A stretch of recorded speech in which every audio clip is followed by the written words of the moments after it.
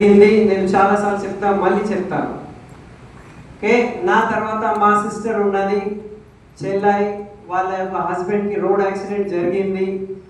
And అతను bike మీద ఉండే మంచి ఫ్యామిలీ, మంచి ఇన్కమ్, మంచి షాప్, మంచి బిజినెస్, ఎంజాయ్ చేసే ఫ్యామిలీ. మా మా మొత్తం కాంతాల్లో వాళ్ళిద్దరు కపుల్ చాలా ఫ్రెండ్లీ ఉంటారు. వాళ్ళిద్దరు హ్యాపీ ఫ్యామిలీ అంటే అట్లా ఉంటుంది. ఇంకా మా అమ్మమ్మ అంటది వాళ్ళకి ఏదో దృష్టి తగిలిందిరా, అల్లుడు పోయింది అని అంటది. కానీ చాలా హ్యాపీ ఫ్యామిలీ. హెల్మెట్ పెట్టుకోలే, బస్ ఒక తప్పు. హెల్మెట్ ఉన్నది కానీ ఆ మధ్యలో అది ట్యాంకీ ఉంటుంది కదా, దాని మీద పెట్టుకొని దగ్గరే కదా అని ఇట్లా పోయింది. కార్ హిట్ అయింది, ఇది క్రాక్ అయింది, మొత్తం పడిపోతుంది. Okay, 9 days coma. మేము మెంటలీ మేము చాలా ప్రెషర్, ఏమంటారు, మొత్తం ఫ్యామిలీ మొత్తం అమ్మ నాన్న, ఓకే, నేను మా తమ్ముడు. సో చాలా స్ట్రెస్ఫుల్ లైఫ్ ఉండే అప్పుడు. అండ్ 9 days మేము ఆల్మోస్ట్ ప్రతిరోజు 1 lakh అవో ఖర్చులు ఉండే మాకు, హాస్పిటల్ ఖర్చులు. అండ్ దాని తర్వాత ఈజ్ నో మోర్. ఓకే, నా ఈజ్ ఇన్ ఫోటో. సో మంచిగా సంపాదన చేసే వ్యక్తి ఫ్యామిలీ నుంచి వెళ్ళిపోతే ఆ ఫ్యామిలీ గతి ఏమైతుంది? పిల్లలు ఉన్నారు, చిన్న చిన్న పిల్లలు, KG class, 2nd class, 6th class, 3 పిల్లలకి ఎవరు చూసుకోవాలి? మా సిస్టర్ ఎప్పుడు ఏ మనీ సంపాదన చేయలే, ఎందుకంటే మంచి బిజినెస్ ఫ్యామిలీ కదా, ఏం అవసరం ఉన్నది నీకెందుకు, నేను ఉన్నా కదా చెప్తుండే మా బావ. నేను ఉన్నా కదా అంటే నువ్వు ఎక్కడున్నావు ఎప్పుడు అడుగుదా నేర్చుకుంటూ.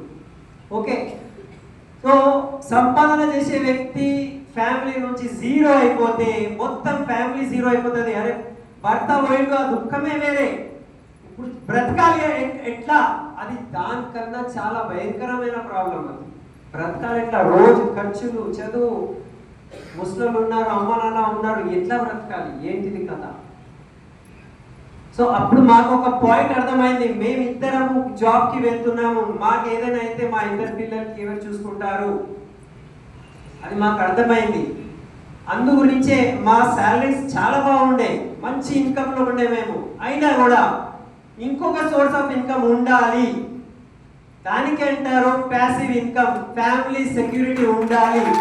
అందు గురించి మేము ఈ బిజినెస్లో వచ్చాము. అది ఇప్పుడు కూడా మేము మర్చిపోము. మీరు కూడా ఎందుకు ఈ బిజినెస్లో వచ్చారు అది అది మర్చిపోవద్దు. ఒక్కొక్క లెవెల్లో కొంతమంది మర్చిపోతూ ఉంటారు. కొంతమంది 30,000 వచ్చిన తర్వాత మర్చిపోతారు, కొంతమంది 50,000 వచ్చిన తర్వాత మర్చిపోతారు, కొంతమంది 1,00,000 వచ్చిన తర్వాత అయిపోతారు. ఓకే, నిజంగా అంటున్నా. కొందరు కార్ తీసుకున్న తర్వాత ఇక కథ ఇక నేనే అనుకుంటారు, తర్వాత కార్కి ఎక్కడ పెట్టిస్తారు. సో ఇవన్నీ ఎందుకైతే అంటే మనం ఈ బిజినెస్లో ఎందుకు ఉన్నాము ఇది మర్చిపోతే ఇదంతా కథ మొత్తం మారిపోతుంది. ఓకే, అప్పుడు దావత్ ఇంపార్టెంట్ అయిపోతుంది, మీటింగ్ ఇంపార్టెంట్ ఉండదు. సో మీరు ఈ బిజినెస్లో ఎందుకు ఉన్నారు అది క్లియర్ ఉన్నదా? చూడండి, చాలా మంది మా దగ్గర వస్తారు, సార్ నేను ప్లాన్స్ చెప్తున్నా కానీ జనాలు వింటలే.